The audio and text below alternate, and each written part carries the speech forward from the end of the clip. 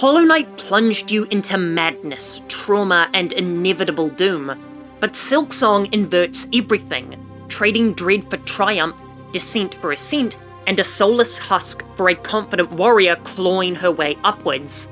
Yet does ascending towards a known goal rob this sequel of the melancholic magic its predecessor thrived on? Silksong represents a complete philosophical inversion from Hollow Knight, switching perspectives of a soulless husk descending into unfathomable depths to a regal and elegant figure ascending to the pinnacle of an active world.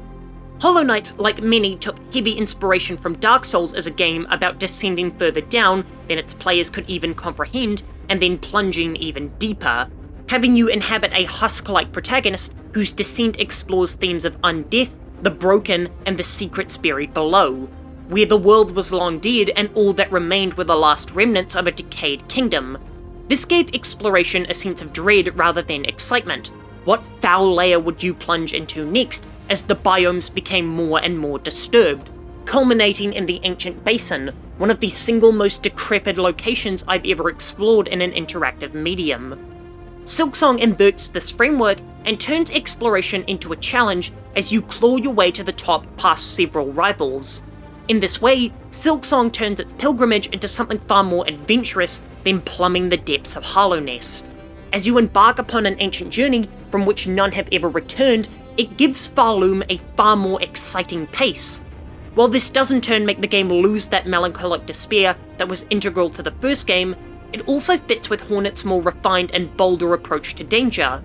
Whilst the knight never emoted, so we can't get a read on his attitude towards danger, his design was clearly meant to portray him as childlike, with his big round eyes and miniature stature portraying him as a small bug in a deep nest. In contrast, Hornet is a character that never falters or doubts herself, facing every challenge with confidence, believing her victory is inevitable, and undeterred by the extreme threat she faces. So for the world to feel more threatening in turn serves to rival her cocky attitude, and fittingly, Farloom is far more challenging than Hallownest.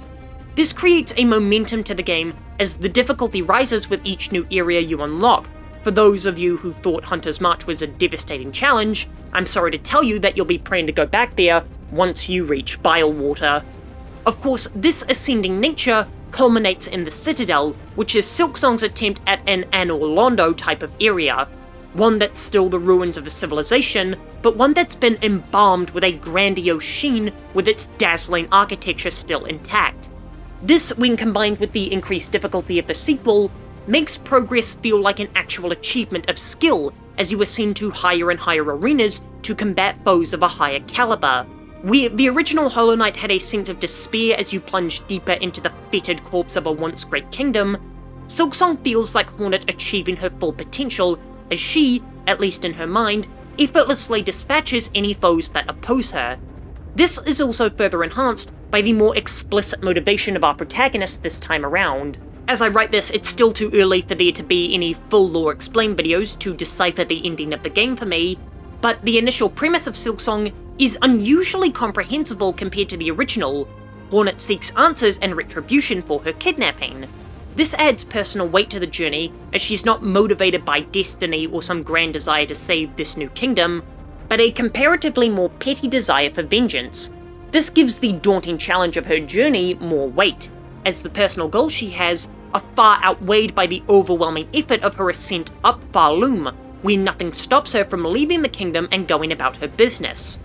To the player, this transforms the quest into a trek towards an ultimate predefined goal, which is rare for Souls likes to have, which adds to the scale of the journey when the ending always feels so far out of reach. It's the same philosophy that's applied to lengthy stories like Lord of the Rings and One Piece. Only this time, we the player have to experience the arduous nature of the journey, whilst in the character's mind, every single one of their many deaths was just a dream. This constant anchor point of reaching the Citadel creates a completely different relationship between the player and the world compared to the first game, where every area has to be designed with the player's knowledge of what the ultimate goal is. How this translates into gameplay is in the architecture of Farloom, where progression is distinctly vertical rather than horizontal. In Hollow Knight 1, the City of Tears is the single largest open area in the game, which connects to the most other biomes in Hallownest. This area is horizontal as you progress across it from left to right. In Silksong, it's the Citadel biome that serves as a hub to other areas, which is built up of several vertical shafts for Hornet to ascend as she progresses towards the Citadel's apex. Where Hollow Nest was a world with an unfathomable depth to it, as you weren't aware of what your goal or purpose was, it was unknowable just how deep you would explore. Farloom is presented with a definitive ending, meaning that every vertical ascent feels incredibly impactful, as though you're closing the distance between you and your ultimate goal. Silksong's vertical nature serves as a fascinating inversion to the original game, and fits perfectly in line with the sequel's distinct protagonist and more lucid narrative, making these two sublime games fascinating reflections of one another. For more Silksong essays, here's one about how the game has adopted the aggressiveness of Sekiro, and I'll be back in 2 days.